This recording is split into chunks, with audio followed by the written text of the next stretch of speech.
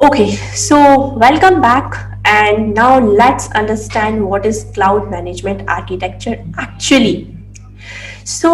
Management architecture represent the administrative costing and policy boundary. It is being written here by me, but let's understand any real time scenario.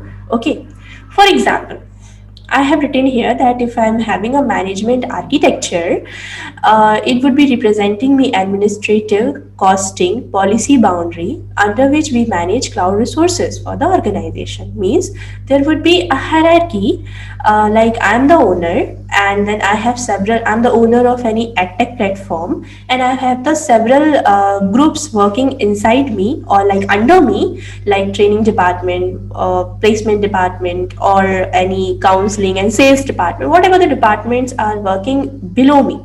So if I'm going to any of the cloud platform and I'm creating a hierarchy there, so I would be having the costing and the cost analysis and the policy and the roles I'm assigning to the particular department, and whatever the department is being managed by whichever person or whoever person, and if finally whatever the billing and costing I would be having at the end of the month, I can consult with the like respective department's head, and they can be like they can search the accounts working under them, and the person handling them, and the resources and the services like virtual machines, S3, whatever is being used by the several accounts or the several persons, whatever the billing is coming. I can explain you this way, but let's understand the need of cloud management architecture. For example, I am the head of training department here, right? Now my company has given me one scenario or one task to generate a kind of 1 crore of revenue. I have generated. Now, after generating that 1 crore of revenue, I'm declaring there 30 lakhs is my profit.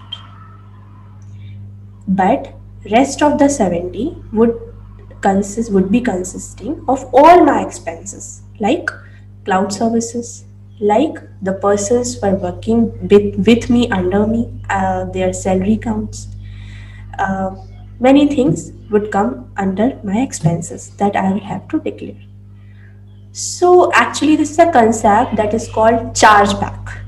Chargeback means whatever the after the profit, whatever the money I have, I would be spending that into the expenses.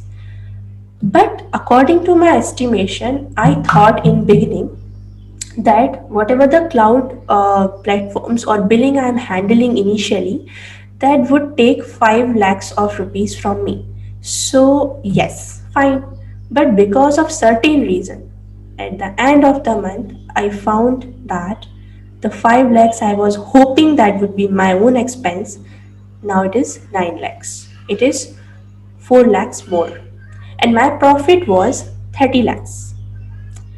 If I'm declaring there again that I'm having another like expense of 4 lakhs, so from 30 lakh profit it would be 26.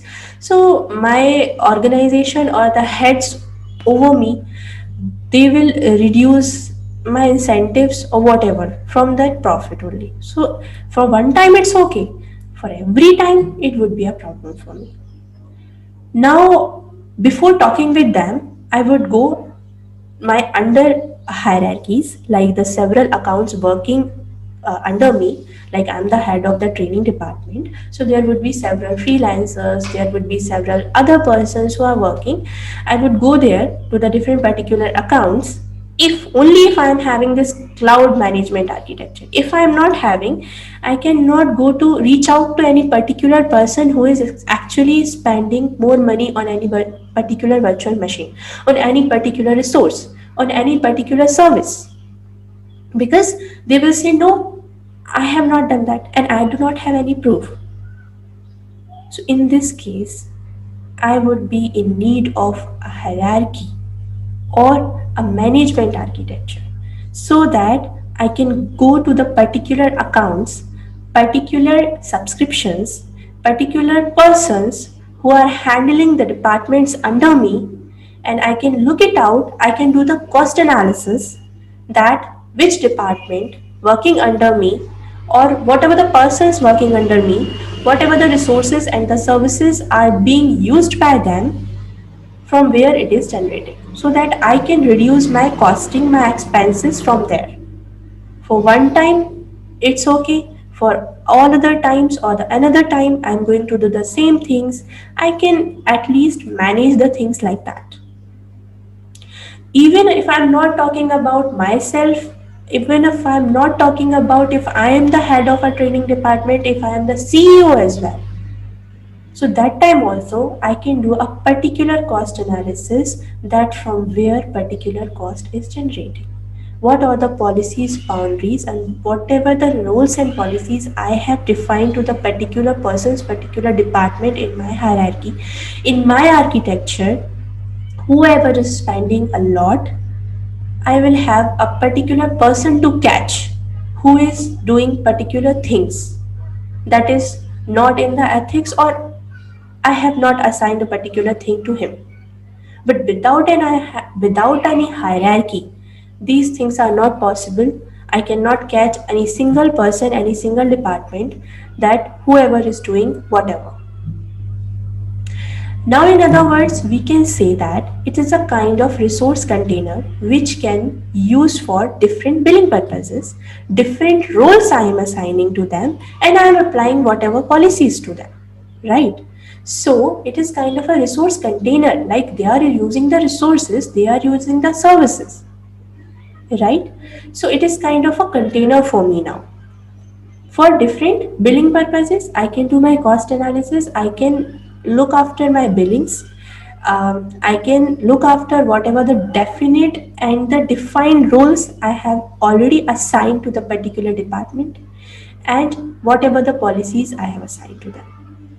Because of this management architecture and because of this hierarchy, whatever the business you are working on, you can create as per your departments, as per your separations, as per your roles, as per your policies, as per your revenue. But cloud platforms like AWS, Azure, they are helping you out to create these management architecture for your own businesses, so that you can efficiently do the cost analysis, and you can efficiently admin the particular architecture, and at the end of the month or at the end of the year, you will not be having any problem related to your money, related to the rules, related to the policies, or catching a particular person or the department if any issue is generated. So let's meet in the next module. We will understand the rest of the things after this cloud management architecture. Thank you.